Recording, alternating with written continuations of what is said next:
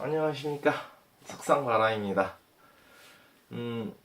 제가 또 영상을 켜게 된 이유는요, 해외여행도 처음이었고 자유여행을 하면서 불편함이 없기를 바라는 마음에 영상을 한번 제작해 봐야 되겠다라는 생각으로 카메라를 켜게 됐습니다.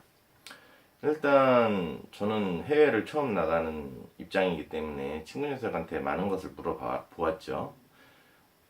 대수롭지 않다는 듯이 많이 준비할 거 없어, 이런 식으로 얘기를 하더라고요. 그래서 만약에 휴대폰에 대한 로밍이라든지 이런 건 어떻게 하느냐 그랬더니 대수롭지 않게 그런 거 할 필요 없어, 이런 식으로 얘기하더라고요. 그 SK텔레콤의 광고에 보면은 휴대폰을 그냥 들고 나가도 나간과 동시에 자연적으로 로밍이 된다는 광고 보신 적 있을 겁니다. 그거와 마찬가지로 휴대폰 그냥 들고 나가면 돼 이러더라고요. 데이터는 그럼 어떻게 하냐고 물었더니 친구 녀석 하는 말이 와이파이가 정말 많이 깔려 있다 라고 자꾸 얘기를 하더라고요. 아니, 우리나라보다 더 와이파이가 잘 깔려 있는 나라가 어디 있을까? 저는 솔직히 베트남을 떠나기 전에 그렇게 생각을 했습니다. 근데 베트남을 가보니까 정말 와이파이가 많이 깔려 있더군요.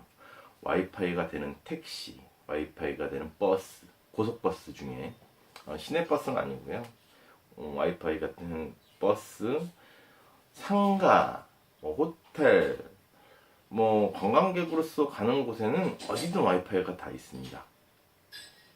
그런데 이 와이파이에 비밀번호가 다 잠겨있기 때문에 처음에 의사소통하기에는 굉장히 힘들죠. 만약에 데이터가 없다면.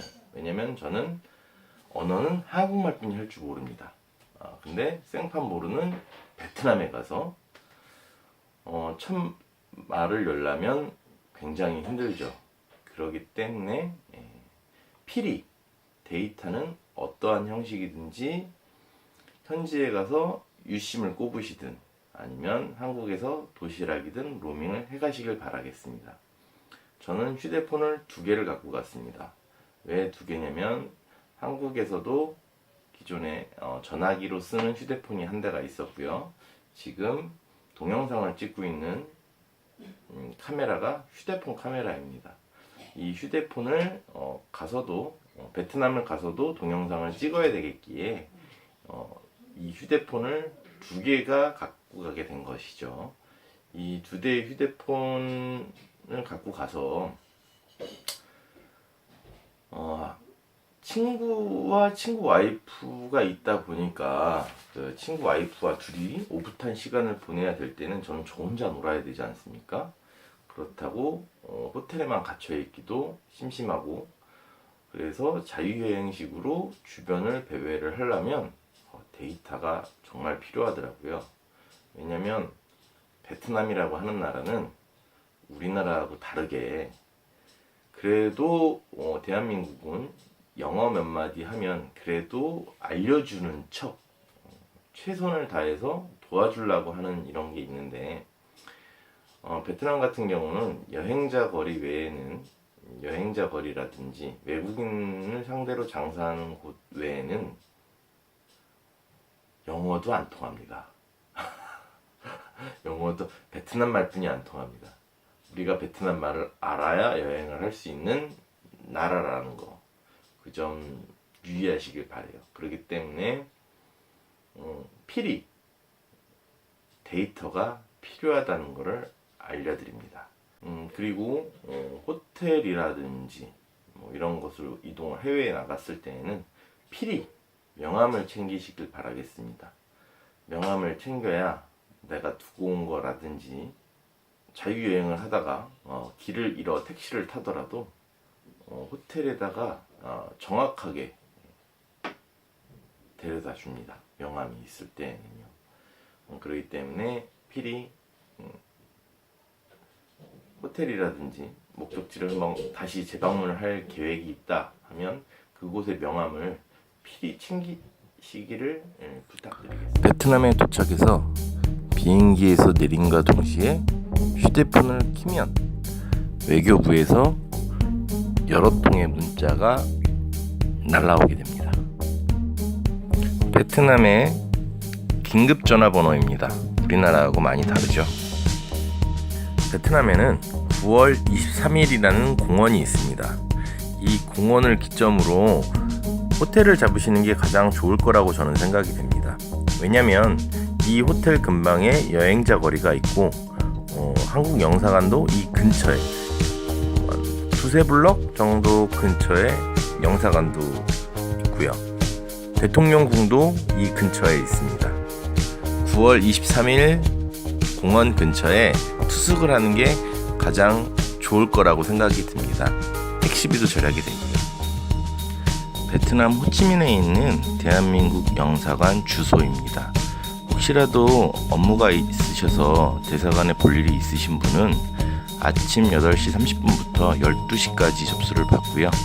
오후 1시 30분부터 2시까지 접수를 받기 때문에 오후에는 접수하기가 시간이 아마 빡빡하실 걸로 압니다. 그렇기 때문에 오전에 가셔서 업무를 보시는 걸 추천드립니다.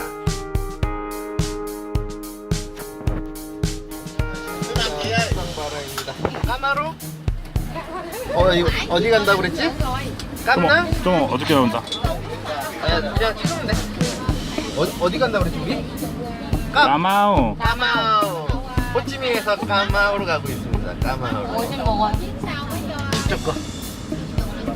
6시간 갑니다. 6시간 갑니까? 일반 관광객들이 잘 가지 않는 친구의 와이프가 있는 까마오에 여행차 갑니다. 그렇게 일반 관광객들이 잘 가지 않는 곳이기 때문에 자주 한 번씩. 저도 여기 날 비워서 탔대. 저도 6시간씩 6시간을 가야 된다고 하더라고요. 이렇게 누워서 이불까지. 이불까지 주는 누워서 가는 버스를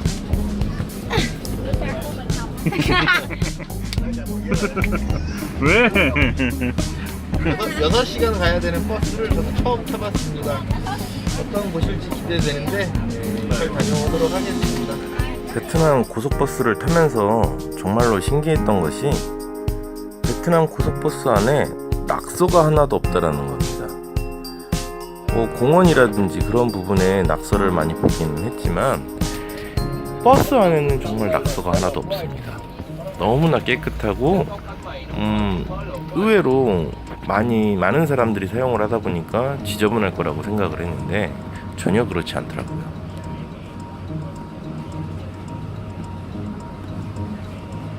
여기 아니면 여기 일로 올래? 일로 올래? 여기 바로 안 나와. 여기 바로 안 나와.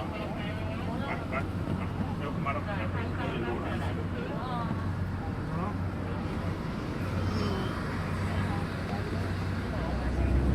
여기는 제 와이프고 여기는 제 친구입니다. 지금 호치민에서 버스를 타고 가는 중입니다. 저는 여지까지 자동차를 배우면서 가솔린하고 디젤은 고유 명사기 때문에 전 세계 공통어가 가솔린하고 디젤이라고 느껴왔는데 베트남은 아니더라고요. 가솔린은 쌍년이라고 부르고 디젤은 아오여라고 부르더라고요. 처음에 가서 여기 기름값이 얼마냐고 자꾸 묻는데 그거를 이해를 못하고 기름이 뭐냐고 자꾸 묻더라고요. 사진을 찍어서 이게 뭐냐고 얘기하니까 그제서야 알려주더라고요. 참 어렵게 알아냈던 기억이 있네요.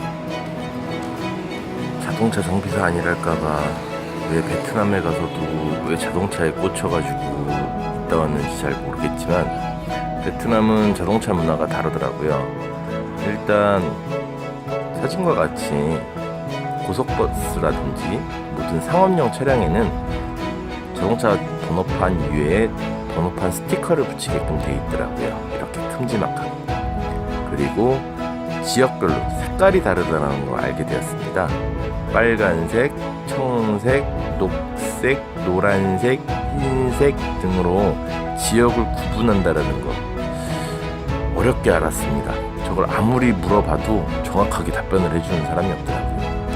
그리고 많은 차에 이렇게 번호판 앞에 향을 꽂고 다니면서 제사를 지내시는 분들이 굉장히 많더라고요. 상업용 차량에는 거진 대부분 많이 꽂혀 있고 자가용에는 꽂은 차량도 있고 안 꽂은 차량도 있더라고요. 누워서 타는 버스도 있고 앉아서 가는 버스도 있습니다. 근데 제가 누워서 가는 버스를 타자고 했거든요. 왜 그러냐면 호찌민에서 까마오까지 6시간이 걸린다고 얘기를 하더라고요. 6시간 동안 어떻게 앉아서 갑니까? 누워서 가자고 했죠. 근데 이 베트남 버스의 특징은 맨발로 타는 것입니다. 신발을 신고 타는 게 아니더라고요.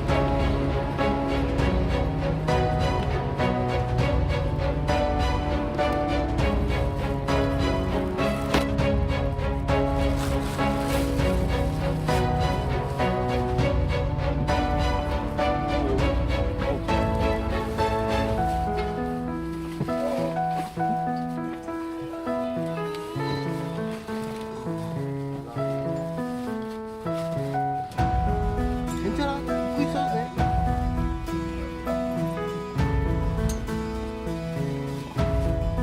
신발은 비닐봉지에 담아 본인이 갖고 타는 것입니다.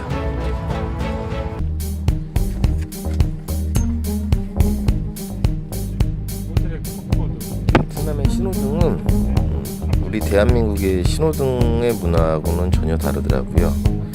신호등 옆에는 카운터가 있습니다. 이 카운터는 신호가 바뀔 때마다 숫자가 줄어들죠. 줄어든 양에 따라서 신호등이 얼마만큼 신호가 남았다라는 걸 눈으로 보여줍니다.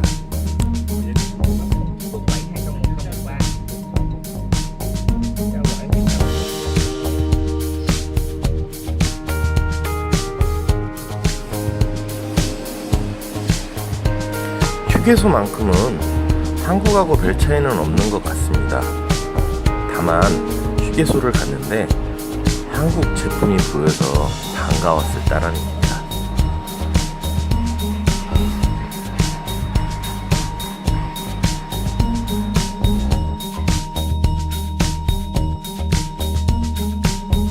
겉보기에는 찐빵 같았는데 안을 쪼개니 만두 소가 들어있다라는 느낌? 당연히 보시다시피 메추리알도 있겠지만 만두 소가 들어있다라는 느낌이 들었습니다. 정확하게는 알 수는 없지만 맛은 굉장히 좋았습니다. 좋아요. 꾹꾹 눌러주시는 거 잊지 말고 알람 버튼 딸랑딸랑 눌러주세요. 그럼 안녕.